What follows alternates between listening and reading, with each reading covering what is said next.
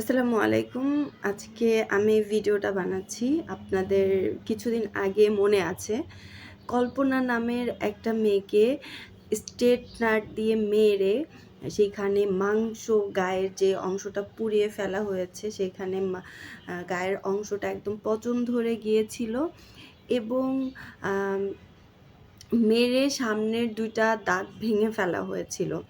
তো যখনই ভিডিওটা সামনে আসে পুরা মিডিয়া খুব তোলপাড় ছিল।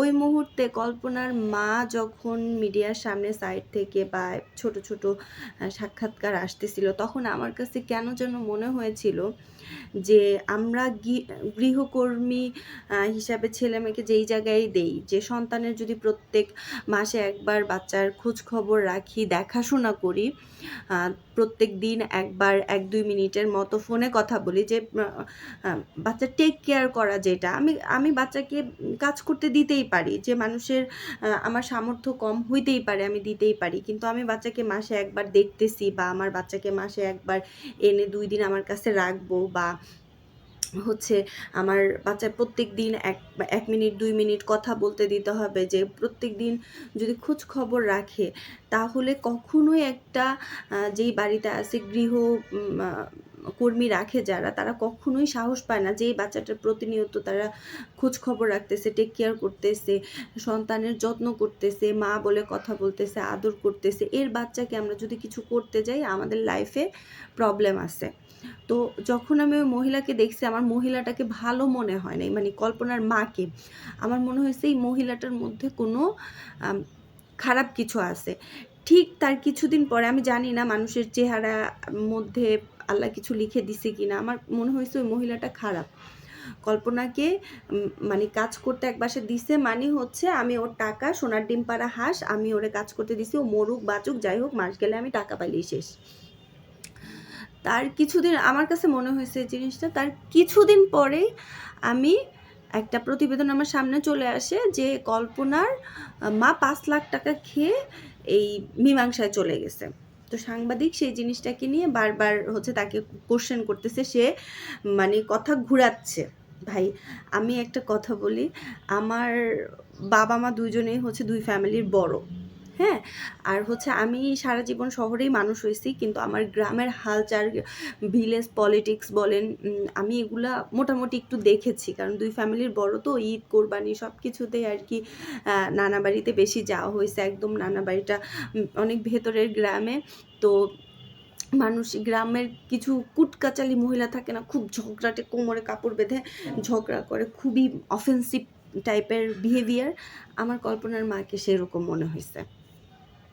তো যাই হোক, এখন যারা হচ্ছে এই যে মেয়েটাকে বিমান বাহিনীর গৃহকর্মীর কাজে গিয়ে হচ্ছে মেয়েটাকে মেরে খুন্তি ছ্যাঁকা দিয়ে হচ্ছে খুব বেশিভাবে মারছে, সবাই লুতুপুতু করে হচ্ছে সংবাদে দেখাচ্ছেন, সব কিছু করতেছেন। ভাই, ভাইরাল জগৎ ২ দিন, বেশি দিন না। এটা সবাই ছবি ছবি তুলবেন, বাচ্চাকে একটু গিলাবেন, খাওয়াবেন, একটু ওষুধপত্র দিবেন, ২ দিন পরে এটা ভুলে যাবেন। ২ দিন পরে ভুলে যাবেন। এটা কোর্ট পর্যন্ত কেউ একজন দায়িত্ব নাও, একদম শাস্তি দিব। কল্পনার মা বলছে, আমি পেটের ভাতই জোগাড় করতে পারি না, আর হচ্ছে আমি কেস চালাবো কি করে? এক লাস্ট মোমেন্ট পর্যন্ত আপনারা কেউ দায়িত্ব নেন, লাস্ট পর্যন্ত আমি এটার শাস্তি নিয়েই নিব। আর প্লিজ বাংলাদেশ সরকারের কাছে হাত জোর করে বলি, আইনের প্রতি শ্রদ্ধা জানায় বলি, যে একটা কেস লেস টানতে টানতে টানতে টানতে টানতে টানতে ২০-৫০ বছর নিয়ে না, মানুষের জীবন কয়দিন? আমি একটা জায়গায় ভিকটিম হব, সেইখানে সাক্ষী আছে, প্রমাণ আছে, এভরিথিং এভিডেন্স আছে, সব কিছু আছে, সেটার খুব দ্রুত আইনের আওতায় আনার ব্যবস্থা করেন প্লিজ, প্লিজ। যে এই যে ঘটনাটা একদম পুরা সাক্ষ্য প্রমাণ, গায়ের ক্ষত বিক্ষত জায়গাগুলা, কল্পনার দাঁত ভাঙার প্রত্যেকটা জিনিস ছিল, এইটা মানে বিচার মানে ৬ মাসের মধ্যে কার্যক্রম করা উচিত ছিল, কার্যকারী করা উচিত ছিল। ৬ মাস, ৬ মাসের মধ্যে তাদের যাবজ্জীবন হোক, ফাঁসি হোক, বা জরিমানা হোক, যে ১০ লাখ টাকা জরিমানা দিতে হবে, আর হচ্ছে ৫ বছরের জেল খাটতে হবে, বা ২ বছরের জেল খাটতে হবে, বা হচ্ছে ফাঁসির যা কিছু যেটার সাক্ষ্য প্রমাণ আছে, মানে তারিখের পর তারিখ, তারিখের পর তারিখ। ভাই মাপ চাই প্লিজ।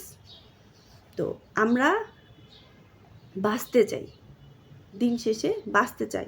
এই লোভী বাবা মা এই যে দিনের পর দিন তারিখ সরাবেন, তারিখ সরাইতে সরাইতে ওই বাবা মা আর পারবে না, তারপরে এটার দায়িত্ব কেউ নেবে না, তখন কি করবে, ফুট করে হচ্ছে কিছু টাকা পকেটে নিয়ে মীমাংসা।